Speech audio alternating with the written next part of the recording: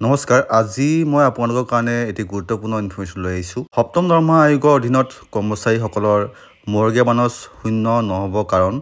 মৰ্গীয়া বানচ গণনা চলি থাকিব আৰু ইয়াৰ সন্দৰ্ভত কোনো নিয়ম নাই আচলতে ডিএনএছ এলাউন্সৰ সন্দৰ্ভত এটা ডাঙৰ আপডেট আহিছে আপোনালোকৰ তথ্যৰ বাবে কওঁ যে সকলো চৰকাৰী কৰ্মচাৰীয়ে 2024 চনৰ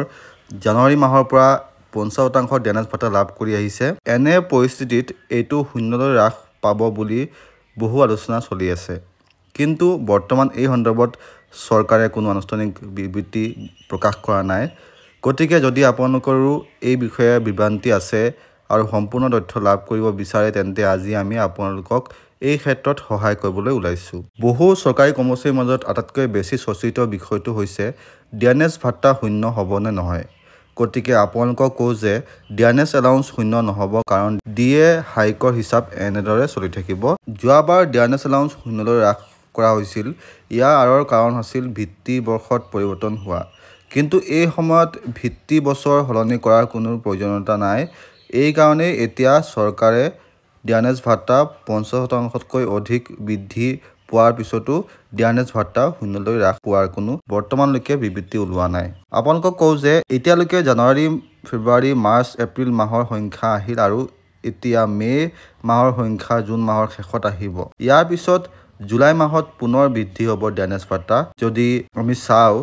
জানুৱাৰী মাহত সূচকাংক সংখ্যা আছিল 138.9 পইণ্ট যাৰ বাবে ডিএনএছ ভাতা 50.84% বৃদ্ধি কৰা হৈছিল ইয়াৰ পিছত ফেব্ৰুৱাৰী মাহত এই সূচকাংক 139.2 পইণ্টলৈ থাকিল মাৰ্চ মাহত ই 138.9 পইণ্টলৈ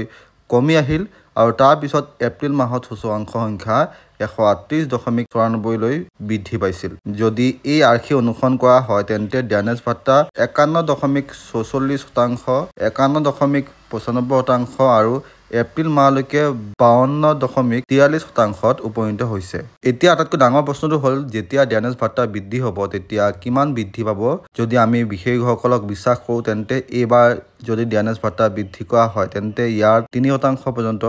জঁপিয়াই পৰা দেখা যাব পাৰে এইদৰে ইয়াক 53%লৈ বৃদ্ধি কৰিব পাৰি আৰু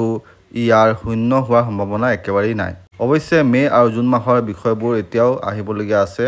কিন্তু সূচকাংক যিমানেই বৃদ্ধি নহওক কিয় ডিএনএছ ভাতা 3%তকৈ বেছি বৃদ্ধি নহ'ব ইয়াৰ পিছত ডিএনএছ এলাউন্সৰ সৈতে জড়িত ফাইলটো শ্ৰম ব্যুৰোৰ দ্বাৰা বিত্ত মন্ত্ৰালয়লৈ প্ৰেৰণ কৰা হ'ব আৰু তাৰ পিছত তাত থকা কেবিনেটে অনুমোদন দিব গতিকে ছেপ্টেম্বৰ বা অক্টোবৰৰ ভিতৰত ডিএনএছ এলাউন্স চৰকাৰে অনুমোদন লাভ কৰিব আৰু এই বৃদ্ধি